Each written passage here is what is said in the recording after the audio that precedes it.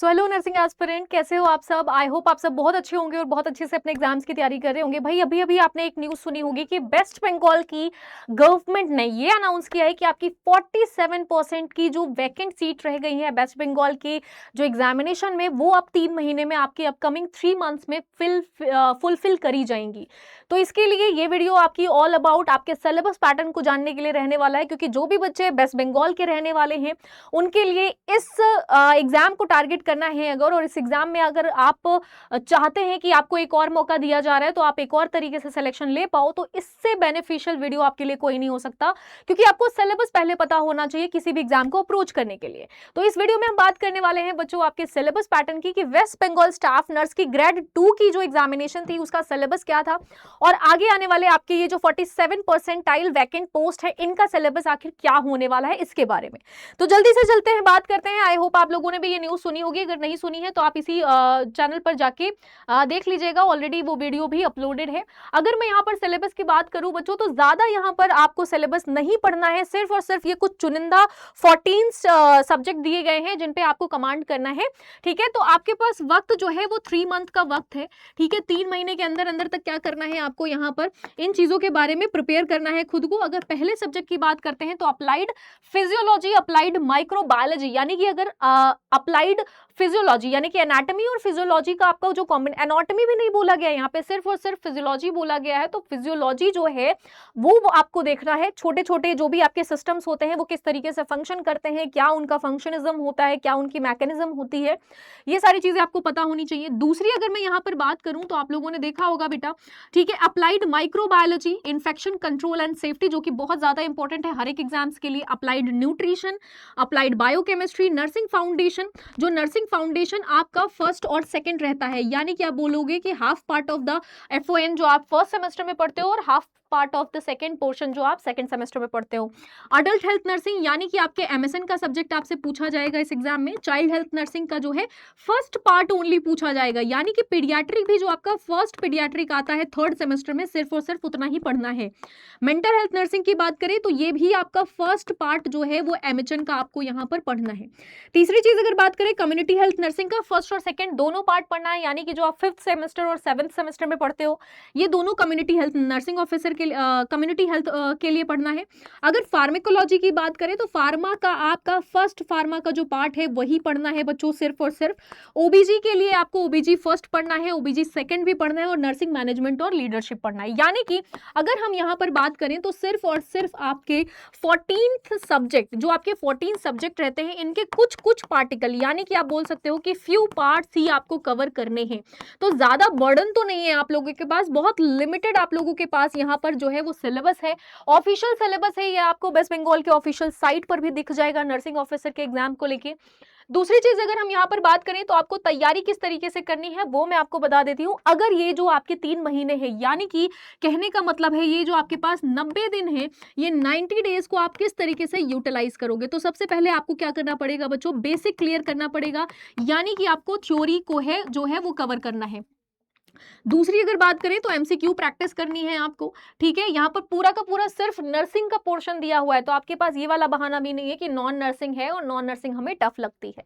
ठीक है, MCQ practice करनी है आपको, टेस्ट सीरीज ज्वाइन करना है, और टेस्ट सीरीज में भी देखो ये वाला जो एग्जाम होता है ना, ये इतना टफ एग्जाम नहीं होता है कि आप इसको क्रैक ना कर पाओ, निकाल ना पाओ। तो आपको बस जस्ट क्या करना है बच्चे, बहुत ध्यान से स्ट्रैटेजी के तरीके से आपको आगे बढ़ते रहना है, क्वेश्चंस को सॉल्व करते रहना है। अब बेसिक जो आपको थ्योरी क्लियर करनी है, ये सारे सब्जेक्ट के जितने भी 14th सब्जेक्ट आप लोगों ने पढ़े हैं, इन सब्जेक्ट की थ्योरी सबसे पहले आपकी कॉन्सेप्ट वाइज क्लियर होनी चाहिए। उसके बाद MCQ प्रैक्टिस की बात करें तो MCQ के लिए आप YT का जो है यहाँ पर प्रेफर कर सकते हो, यूट्यूब प्रेफर कर सकते हो। यूट्यूब पे आप मेरी क्लास जो है वो 11 बजे फ्री ऑफ कॉस्ट होती है और 3 बजे होती है।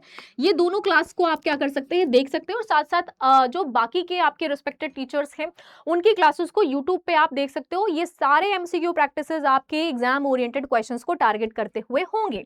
टेस्ट सीरीज की अगर बात करें तो आपको बच्चों इससे रिलेटेड जो है वो नर्सिंग अड्डा की ऑफिशियल ऐप पर, ठीक है, यहाँ पर नर्सिंग अड्डा 24/7 के ऑफिशियल ऐप पर बच्चों इसका जल्द ही टेस्ट सीरीज आपको देखने को मिलेगा।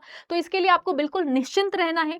बेसिक क्लियर करने पे फोकस करिए, एमसीक्यू प्रैक्टिस करने पे फोकस करिए, और ज्यादा एमसीक्यू प्रैक्टिस करने पे फोकस करिए, और साथ साथ आपको यहाँ पर रिवीजन बहुत ज्यादा स्मार्टली करना है, क्योंकि आपके पास सब्जेक्ट बहुत कम है और टाइम भी बहुत कम है।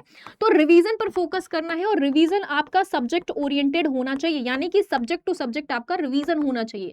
तो इसको बहुत अच्छे से आपको क्या करना है, इन 3 महीनों को यूटिलाइज करना है। बाकी के बचे जो भी आपके पोस्ट है, इन पोस्ट पर आपको अगर सिलेक्शन चाहिए तो आपको एक तरीका, एक स्टेप, एक स्ट्रैटेजी को फॉलो करना पड़ेगा। अब उसके लिए बेसिकली आपको क्या करना है, सबसे पहले कॉन्सेप्ट क्लियरिटी पे फोकस करना है।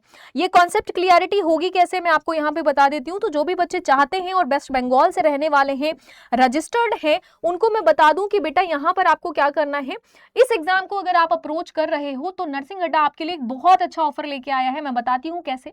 नर्सिंग अड्डा की इस प्लेटफॉर्म पे आपको जाना है, ठीक है। अगर आप यहाँ पर ऑल कोर्सेज में जाके, ठीक है, यहाँ से सेलेक्ट करते हो नर्सिंग एग्जाम, और अगर आप यहाँ पे देख पाइएगा कि यहाँ पे आपको नर्सिंग महापैक, आरआरबी महापैक, ठीक है, आरआरबी फार्मासिस्ट, ये सारे बैचेस यहाँ पर देखने को मिल रहे हैं, ठीक है। तो इसी तरीके से आपको क्या करना है, इन बैचेस को देखना है। इन बैचेस में आप क्या कर सकते हैं, फटाफट जाके बिना किसी देरी के जो है यहाँ पर आप क्या कर सकते हो, नर्सिंग महापैक ले सकते हो, ठीक है। जल्दी से नर्सिंग महापैक को क्या करना है, आपको यहाँ पे इनरोल करना है, अवेल कर लेना है, क्योंकि ये जितने कॉन्सेप्ट की क्लियरिटी है आपको यहीं पर मिलने वाली है। और सिर्फ वेस्ट बंगाल की बात नहीं कर रही मैं, अगर आप चाहते हैं कि आप किसी भी एग्जाम्स को अवेल कर पाएं और किसी भी एग्जाम को टारगेट कर पाए, तो ये बैच आपके लिए बहुत ज्यादा इंपॉर्टेंट रहने वाला है। सिर्फ और सिर्फ 2999 में ये बैच आपको दिया जा रहा है। लेकिन अगर आप यहाँ पर बाय नाउ पे क्लिक करते हैं, कूपन कोड लगा लेते हैं YT54, तो ये बैच आपको और 2% एक्स्ट्रा डिस्काउंट के साथ मिल जाएगा। और देख लेते हैं इस बैच को, इस एग्जाम को टारगेट करते हुए हमारे पास और भी कुछ मे भी शायद आपके लिए बैच हो। वेस्ट बंगाल का बैच एक बार ही देख लेते हैं बेटा।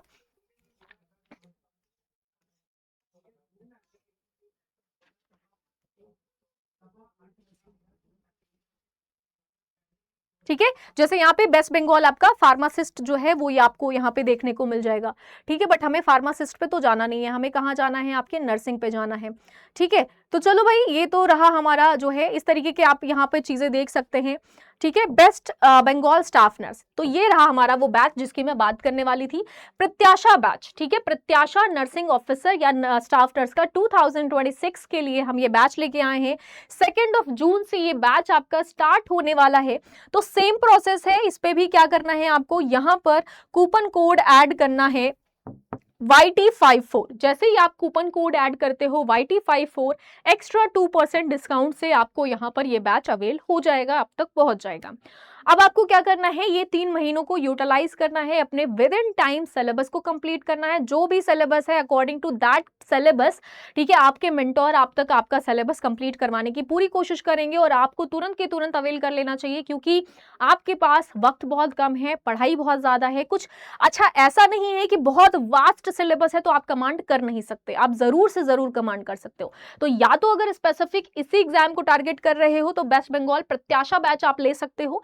अगर आप प्रत्याशा बैच को अवेल कर रहे हैं तो वेल एंड गुड, अगर नहीं कर रहे हैं तो आपको क्या करना है, यहाँ पे नर्सिंग महापैक ज्वाइन कर लेना है, क्योंकि नर्सिंग महापैक में ना सिर्फ वेस्ट बंगाल, बाकी आप वेस्ट बंगाल CHO हो गया या फिर नॉर्सेट एग्जाम तैयारी कर सकते हो, बाकी के जितने भी एग्जाम्स हैं उन सब की तैयारी आप नर्सिंग महापैक से कर सकते हो। तो ऑल द वेरी बेस्ट। अगर कोई भी डाउट आपको होगा तो कॉमेंट सेक्शन में अपने डाउट को जरूर लिखिएगा।